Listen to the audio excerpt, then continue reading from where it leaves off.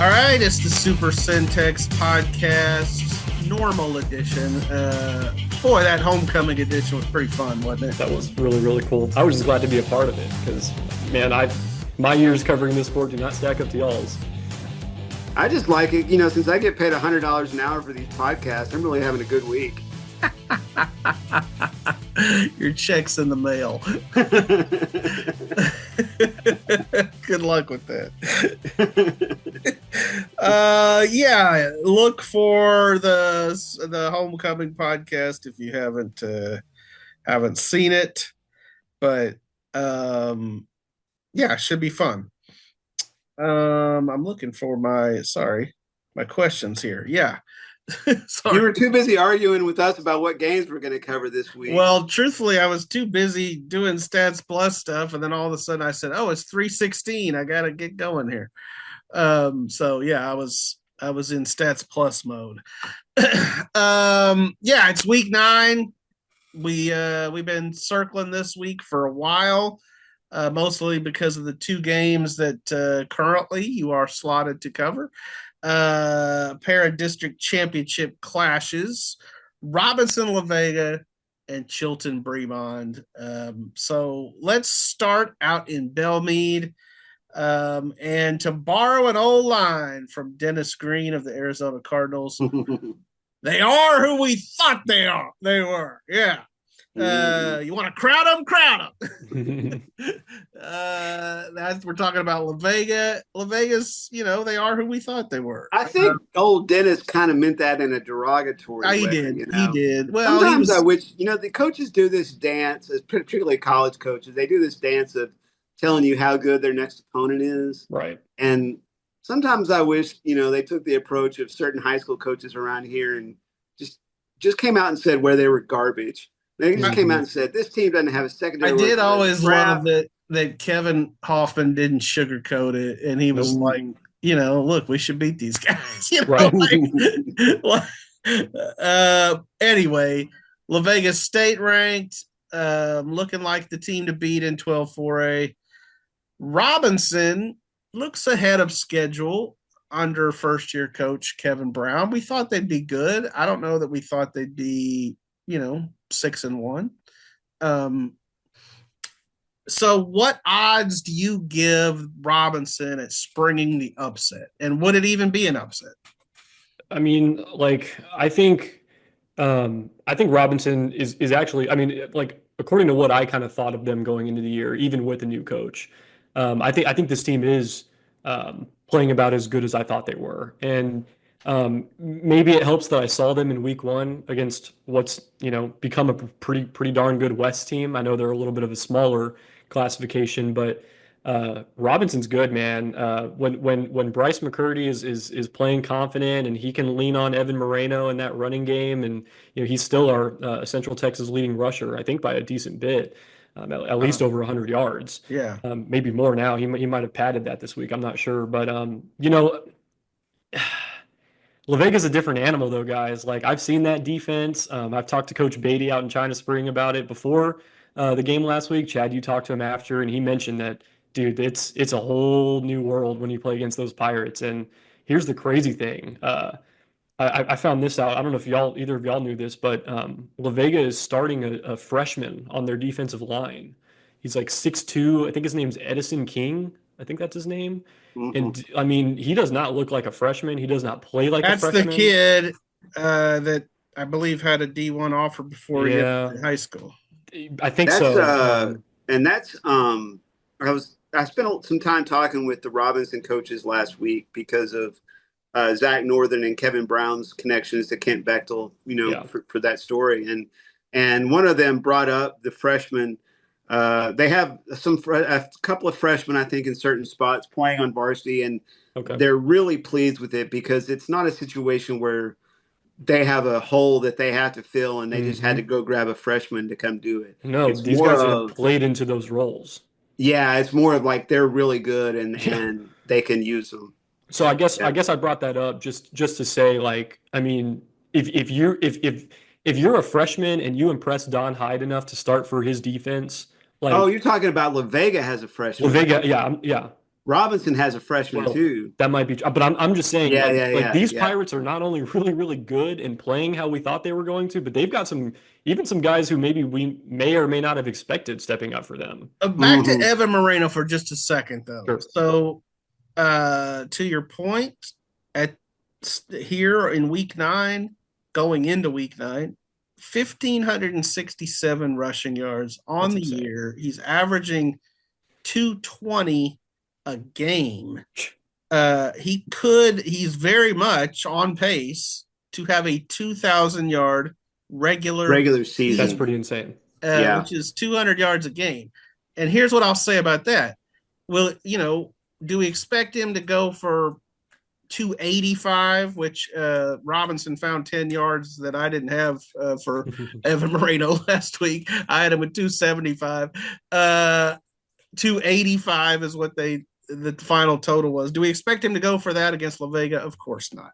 No. But if la-vega bottles him up to 150, is that enough for Robinson? I mean, they're going to put some points on the board, I think. Yes, I think so too, but here's the issue. Because I do think while McCurdy is a very good thrower, he's got some weapons out wide. Dylan Medlock is probably the head of that snake. The issue is they do rely on Evan.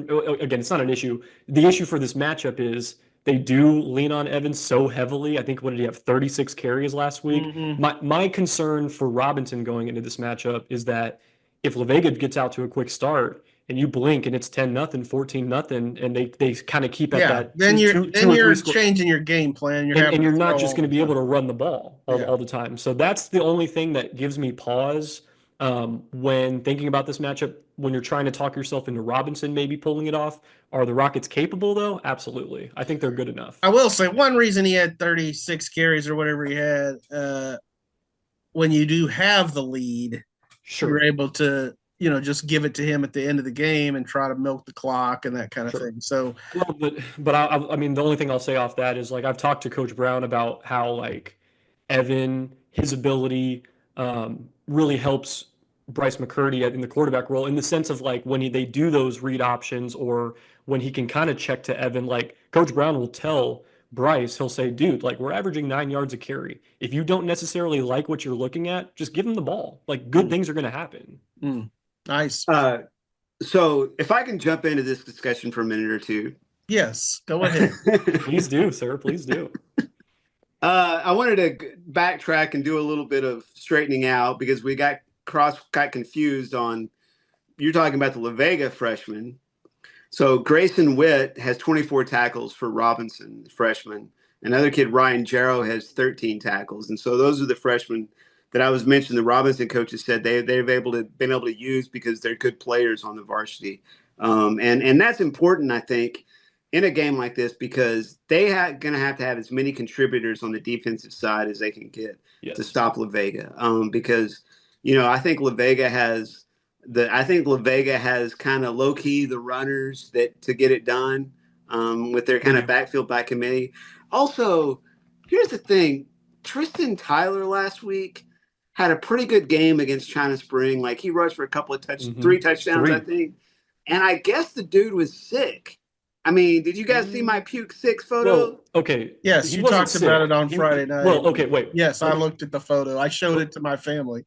Let me say this. He's okay. According to Don Hyde, he wasn't sick. I asked him about that play.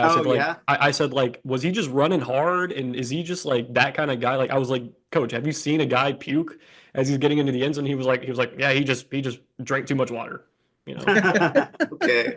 So according to Don Hyde, you could be overhydrated. That's true. Yeah, but I was kind of handicapping that on this kid is, maybe he could go off the second half of the season because if he's doing that and he's not quite all there, then that's. I will say, Chad, he did impress me against Gatesville. He did not log a carry in the first half of that game and finished with 94 yards on 12 or 13 carries, and he's the one who ripped off that 48-yard touchdown to end it, to put them ahead for good in that Gatesville game. So. Is he, again, we've talked about this. They don't have a Bryson Rowland anymore. But to your point, I think they've got 2 or 3 guys in that backfield who can really mix things up. So here's how Robinson wins this game, okay? Okay. They have to get the la-vega defense on skates. Definitely. Right? They got to get them on their heels and kind of reacting instead of aggressing. Is that a word? Aggressing? We'll take it. Sure. They've got to get La-Vega chasing, right? Okay. If they don't get La-Vega chasing, I don't think they're going to be able to beat them because I don't think they can exchange like field position battle with La-Vega. No. I think La-Vega is going to burn them eventually. I don't think Robinson wins a 21-14 game in this, but I think Robinson might win a 49-42 game. Oh, okay. You know, nice. And I know those coaches are probably sitting over there thinking, Chad is such a moron. That's not what's going to happen. But I feel like I've seen both these teams enough to know that La-Vega is more physical at the line. Yes, I think, and that if it gets to be that kind of a game, I think La-Vega wins it. But Robinson had 7 sacks last week against Connally in that game that I was at. I don't expect them to get 7 sacks against. But that's a good sign. That's a really good sign for this. What I started, even with Moreno doing what he did, I started my comments to Kevin Brown with that question because I said I was really impressed with your defense. They made some big plays, and so it should be a really, really fun game on Friday. I'm excited for that one. Yeah, no doubt. All right, so we've talked a lot all season about the bounce back campaign of the Chilton Pirates. They've benefited from the arrival, as we've talked about, of Marnico Thomas, the move-in from Ellison. And here they are. They're undefeated, heading into this state-ranked matchup against another undefeated team in the Bremond Tigers. So what do you think? Is Marnico and Xavier Taylor and that tough D enough to thwart Tank and the Tigers? Take it away, Chad.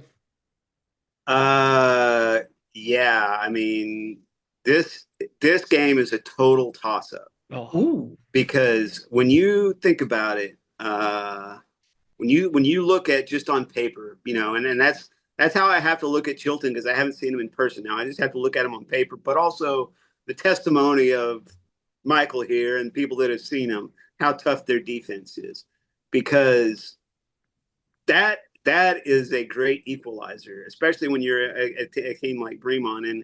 And when Bremond faced Mart's defense, they weren't just running up and down the field, and they kind of maybe got more conservative in their passing game and were, they just gave it a Tank time after time after time in that Mart game. Now, is that like a setup, where they throw in the curve ball in that one so they could throw the fastball in this one, Right. And I really don't we as fans like to think that coaches are playing that game 2 steps ahead, and maybe they are and maybe they aren't, Right.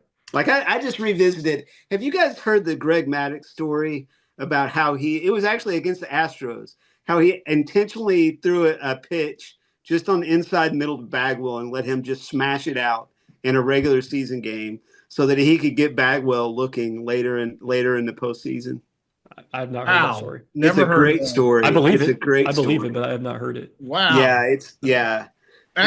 First of all, the confidence to know that you could probably still win giving up a solo home run. I mean, no, but this was like games that this was a regular season game that he used to play to the playoffs. No, I got it. The long game. He's playing the long game. Yeah. Playing chess, not checkers. Yeah, and you love to think that coaches are doing that, and maybe they are. Maybe they are. It's not for us to know, and it's certainly not for us. Well, to they certainly don't show all their cards against certain opponents. There's no question about that. They know they can keep it simple against certain teams and still win, and so you try to hold some things back.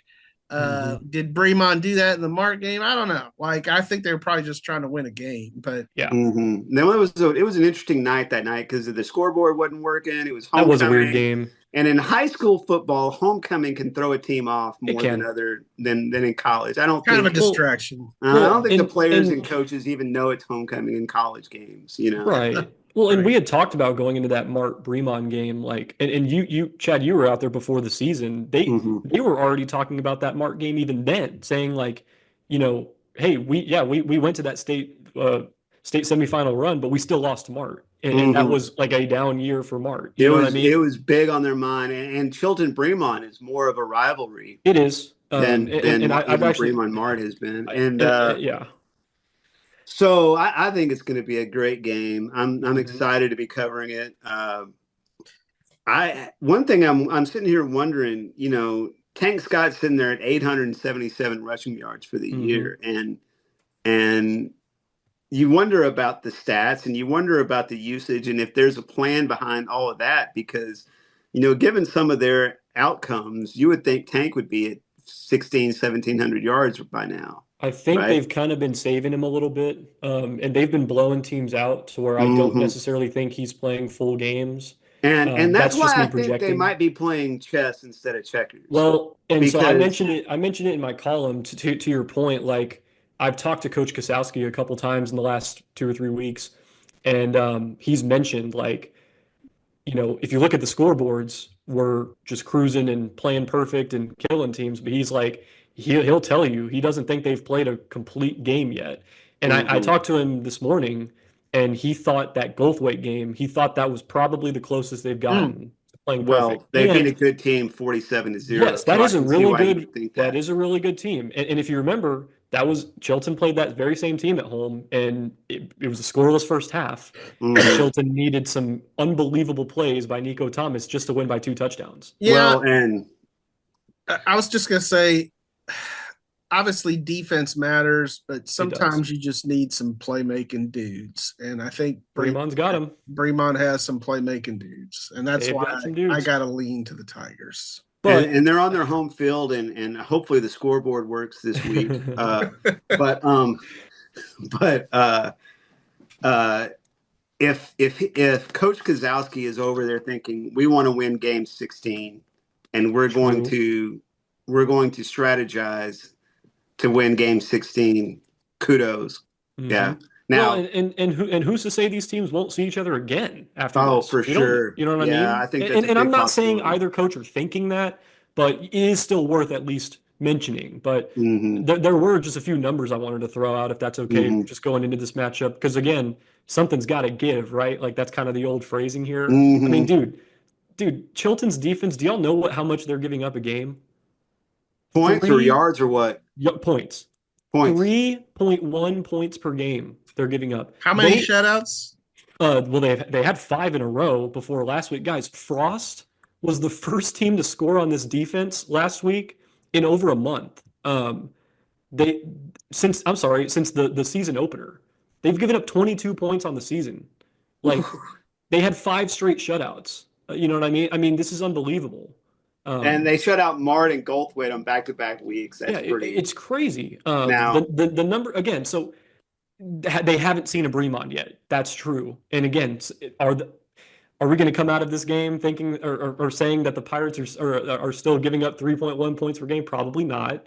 But something does have to give. Bremond's averaging 40 points a game, almost 50 points a game. And a lot of times those 16 to 14 kind of games can be really, really fun. Yes. Like, one of the best high school football games I ever covered that we haven't really talked about before is an old Waco High Coppers Cove game where, I mean, those guys were hitting. I remember you talking about that night. About how hard they were just coming at each other. You could feel it, like, in the press box, you know, that far away. They were hitting each other. Well, and that's one reason I'm excited to be down on the field shooting that game and covering that game in that way. And you're going to feel that atmosphere for sure. Yeah. Yep. All right, let's go back to 12-4A for a second. So I think we would all agree that la-vega, Robinson, and Gatesville look like playoff teams. I mean, they look like they're all headed to the playoffs. So when you talk about the other 3, who gets that 4th and final spot between China Spring, Connally, and Lorena? Because I'm not sure there's a lot of separation there. It's the margins are so thin, I think. I mean, again, I feel like when you make picks like this, and it's the same thing like whenever we do those preseason capsules. When I had this district, I was like, I'm going to disrespect somebody, you know, like doing the standings and thinking about how this thing's going to go. Because here I am thinking, okay, well, Is Gatesville really going to be that good again without Rayshawn Smith? But they were in the third round last year and they look good. I'm glad I picked them in the top 4 because it looks like they're going to get there. But man, for this 4th spot, I'm probably going to lean China Spring right now, only because the Cougars already got the job done against Connally. And I think that's going to turn out to be really, really big for them. Any win in district play is huge. But I think that might be the one that is ultimately like you're going to look back on and think, hey, well, you got to think that's going to get them in. Those round robin games between those 3. I was about to use the word round robin. Yeah. Because Connally's already been dinged twice in the round robin. They have. Yeah. And they've got Lorena this week. No, just once. Just once. I was going to say they lost to Robinson last week. They lost to Robinson. They've got Connally? Connally Lorena played this week. So actually, but Connally is the only one to suffer a loss in the round robin so far. So that makes this game at Lorena really important. It's huge. This game against Lorena. Both of them are 0-2 in district play. Yeah. I think the loser of that game is done. Is done. Yes, I agree. So to me, this Connally Lorena game is it's ginormous for both teams. It is. I was, when I was covering la-vega China Spring on Friday night, China Spring had the ball and moving at the end of it, and I was thinking, man, I bet they're trying to get a score in case points factor in. I see what you mean at the end here, and they didn't get it. So, but just to round out what I was saying, like I think because if you really think about it, like China Spring does play Gatesville this week. That's a big important game and all.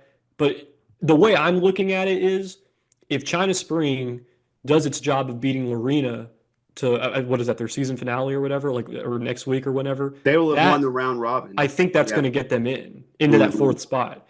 Yeah, I agree. The round robin between the 3 teams is what's going to determine it. Correct. Mm-hmm. Yeah, and I think Lorena and Connally are playing an elimination game this week. Agreed. I mean, the loser is probably done, and so they probably understand that.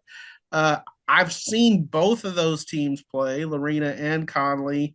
Connally fresher in my mind just because I saw them last week, but man, it's a really tough pick. I picked the Cadets playing at home. I don't think that necessarily is the reason I picked them. I did come away impressed with Connally, but the big issue last week for the Cadets was all those penalties, 13 of them. If they have 13 against Lorena, they might not survive. It's true. And we know the Leopards can put up points. I just don't know that they can get enough stops. That's the biggest concern with them, man.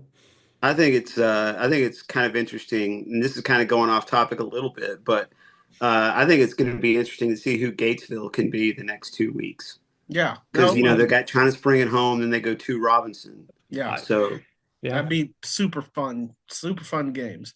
All right, well, so we'll see how all that plays out. Let us move on and revisit our fantasy football fun. You see, Michael, he's just sitting there going, look at me. Feeling good, Bryce. Yeah. So for the first time, we had a Super Centex fantasy football draft. Each of us took a 3-man team. It led to some pretty tight results. The scores were close. Ultimately, Michael took the win with his team of Jackson Blancett from Lorena, Evan Moreno, the MVP from Robinson, and London Smith from University. Really nice balance there. That London calling team scored 53 points among 3 guys. Chad's team, 52, just a point away with Courtney and the Wildcats. That's the story of my fantasy football life. Right. And my team had 49. My Tanks for Playing team had 49. Got great games from Cole Collins at Fairfield and Scott. Tank Scott, yep. At Bremond. Tank Smith was an old Marlin kid. Your problem, Bryce, is Tank just didn't get enough touches. No, my problem was I had the only guy, and I'm not out here to call out high school kids, okay? But I had the only guy that did not reach double-figure scoring Correct. in our scoring system, and that was Ramon Brown at Temple. He had 76 yards receiving on the night, perfectly fine, but didn't get in the end zone. And that. So your own decision not to do a points per reception league came back and bit you in the butt. I think he only had 3 catches. It was 3 or 4 he had. Yeah, it was like 3 catches. That's the difference between. Well, anyway. No, it wouldn't have made much difference. I'm gonna be honest. If Fairfield played complete games, you would have smoked us. Cole Collins would have carried you. Yeah, sure. But I knew who they were playing to, so I knew he was only going to probably get a half. No, like I said, if I'd have probably gone Amos Phillips or something, I probably would. But that's I'm just happy my number 1 draft pick panned out. Oh, he was number 1 draft unbelievable. pick, Kobe Haynes from Whitney, put on a show. He was the high scorer of the week. Wynn even did a little. Did y'all notice that? Yeah, on our spreadsheets. Yeah, on our spreadsheet. So, Kobe Haynes had 31 points. He had 182 passing, 196 rushing. He counted 2 touchdowns each. Yeah, 4 total touchdowns. Yeah, so he's a beast. My question, I guess, is this. What'd you think? Was it pretty fun? And, what tweaks should we try next time? It's easy for me to say it was fun because I won, but you think it was fun. And I think the fact that the winner was only separated by you Bryce by 4 points. I think it was a good system. And in terms of tweaks, I mentioned it whenever we drafted. If you would have given me the chance to pick where I wanted to be in the draft order, I wanted to be at the end. So I almost wonder if, when you pull names next time, sometimes getting 2 in a row is nice. Well, especially there, because if you think about it, 9 kids are drafted. Theoretically, I got 2 of the best 9 in the first, right off the bat. So what I'm saying is theoretically say you got 2 of the best 4. Correct. Yes. Sorry, but I guess what I'm saying is maybe next time, when you're pulling names, whoever you pull first, give them the choice of where they want to draft or something. I like that. So we do that in my fantasy football league where we have each year some crazy way to determine the draft order, like some guys score at the Masters or something, like that or whatever. Right. But we don't rank them like, if you had the top guy at the Masters, you get the 1 pick. No, you get to pick where in the draft you want to be. So that's kind of fun. Chad, what do you think? You heard from somebody who commented about it, didn't you? Somebody did. Yeah, somebody did. I don't remember. I just talked to so many people. I have such a full life. It's hard to remember. You're very popular. Guys from Midway. Popular. Here's what I think. And I realize we picked 3 players because we're doing a podcast and maybe people don't want to hear us go on and do a full draft. And I understand that. Here's what I think we ought to do next time we do it. Maybe next season, early in the season. Okay, let's put our first 3 picks on the podcast, but then let's go on and pick 10-player teams, right? And let's start a quarterback, 2 running backs, 2 wide receivers, and then a wide receiver, running back, tight end spot, a kicker, and a defense. Let's go full on, because you know what?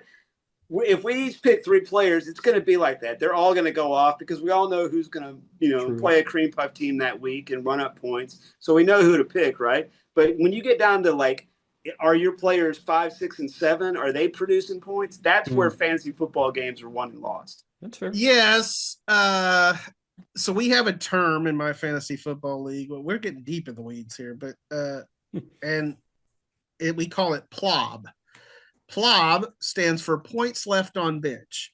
So depth matters, but also starting the right guys matters. Yes. And that's hard to do, Yes. And that is, as Chad said, the frustration of fantasy football. Games are lost, you're just sitting there going, oh, if I'd have started him instead of him, Right. But then also, if you want to win, you can't have guys, in my league, you need guys to score between 8 and 15 points at least. If you have a guy go up and put up 3, you're hurting. Last week, my opponent, their defense got 0, and I knew I was in good shape. Yeah. Oh, yeah. That'll kill a team. All right. Well, we'll play with the idea some more. Let me throw out this because we did talk about this.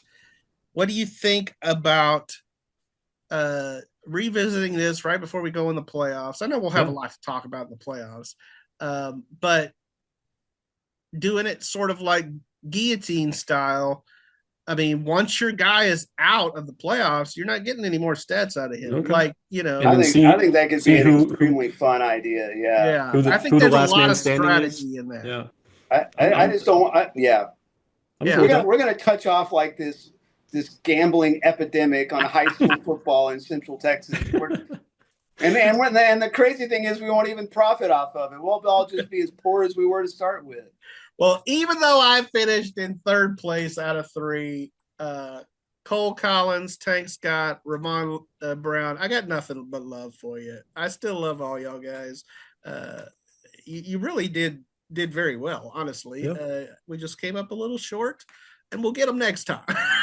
Man, but Coach, speak from a journalist. Yes. But Michael gets the trophy. We'll come up with something for that. And before we go, you guys talked about it, but you'll be at the 2 big games. Mm-hmm. As it stands, I'll be at Vega-Robinson, Pirates hosting the Rockets. And, it's crazy. I almost wondered, did we even mention the fact that both of these games could or probably will determine district championships? Yeah, I mean that was the whole point. Yeah, okay. I think they will determine. Yeah, I think they will. So Chad, number 1 seeds, which I think all 4 of these teams have plans to play a long time. Yeah, for sure. Agreed with that. And as one of you said, I think Michael, we certainly could see some rematches later on in the season. I think so. I'll be down in Killeen for Leo Buckley for the Kangaroos and the Panthers, Midway and Killeen. Probably not a close game there. But Midway's gaining momentum towards their own potential playoff run. Now I guess they're probably going to be the 1 seed from the big schools. They have to be Temple. Yeah, and I'm real curious to see what the bye week did for Midway in terms of. I think they're going to be fresh. I think they're going to look good. Guys back because their defense has been without some really key dudes for several weeks. So, all right. Should be fun. See y'all at the games. Later.